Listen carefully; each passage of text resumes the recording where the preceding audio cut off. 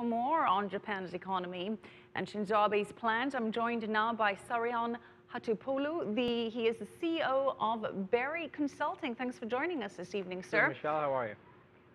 Thank you. We're going to get straight into it. So Japan's Prime Minister Shinzo Abe saying that his government will raise the rate of sales tax to 8% from the 1st of April next year, from the current 5%. Policymakers arguing that the hike is key to reducing Japan's public debt, which now stands at around 230% of its GDP. Others have said that the move may hurt domestic demand and hurt the recovering economy.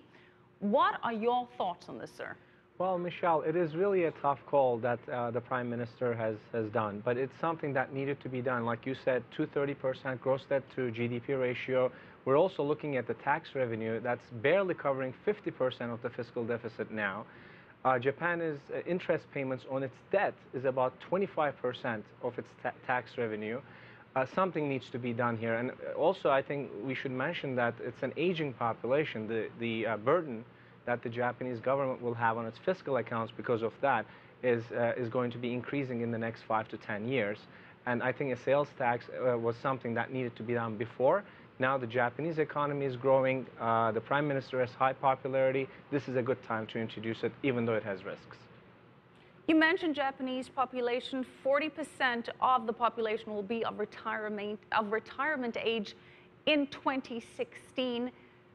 Is this little sales tax enough to deal with that as well as the massive debt? It is not. Actually, right now, it's a quarter of the population is 65 years old. By 2015, it's going to be about, by 2035, I should say, it's going to be about 33%.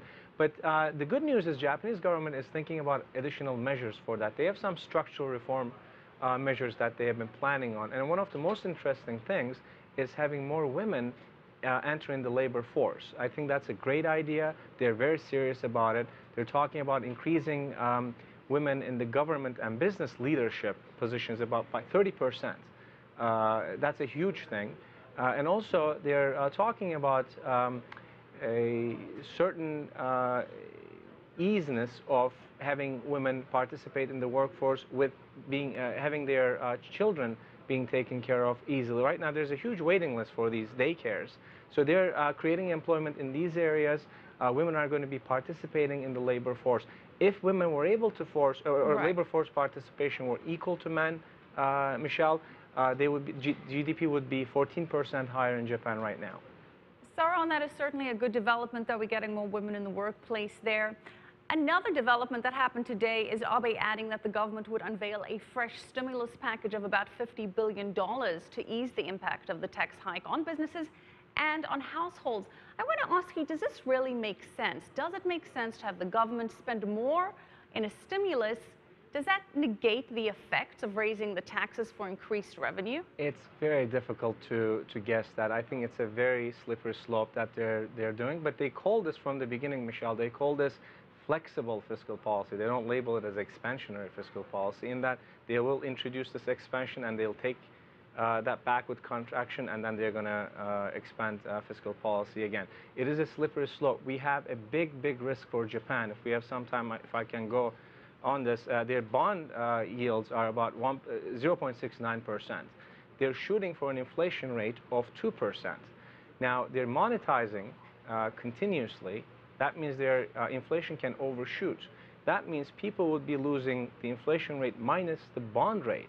What if everybody starts selling the bonds? What will happen then to the current debt that Japan has? That's the worst case scenario for Japan right now. They have to be thinking very carefully on their fiscal policies. Certainly a lot at stake there. We're going to have to leave it now. Saruhan Hatipoglu, CEO of BERI Consulting.